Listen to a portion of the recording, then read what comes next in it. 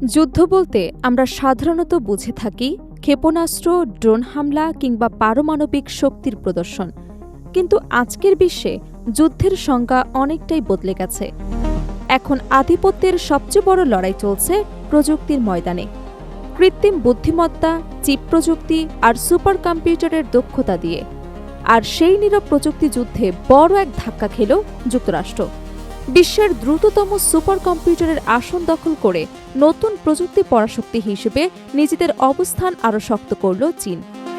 প্রশ্ন এখন একটাই, প্রযুক্তির নেতৃত্ব কি ধীরে ধীরে ওয়াশিংটনের হাতছাড়া হয়ে বেইজিংয়ের দিকে চলে যাচ্ছে?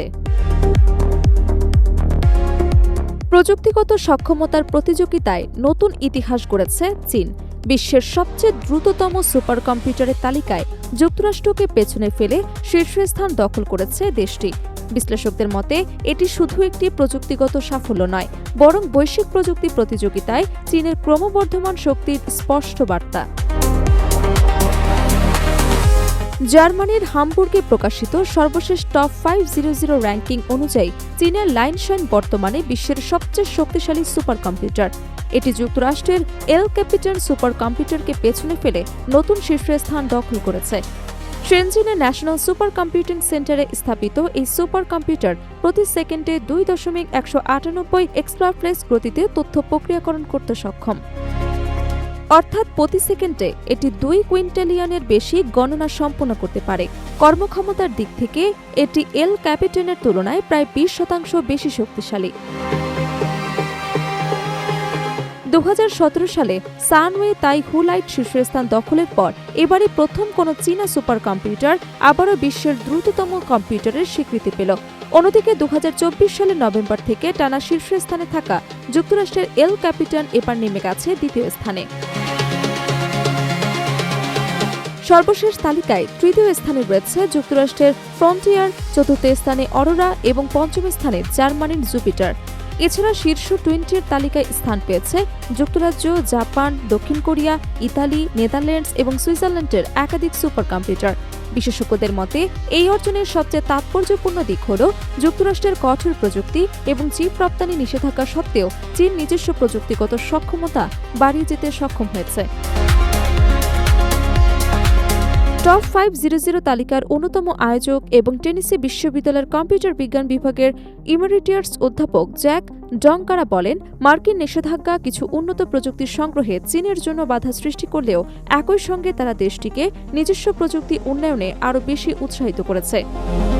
তার মতে দীর্ঘমেয়াদী নিষেধাজ্ঞা কিছুটা গতি কমাতে পারে, তবে প্রযুক্তিগত স্বনির্ভরতার পথে চীনকে আরও এগিয়ে নেবে। নতুন এই সুপার কম্পিউটারের আরেকটি উল্লেখযোগ্য বৈশিষ্ট্য হল এটি সম্পূর্ণ সিপিইউ ভিত্তিক স্থাপত্যে তৈরি।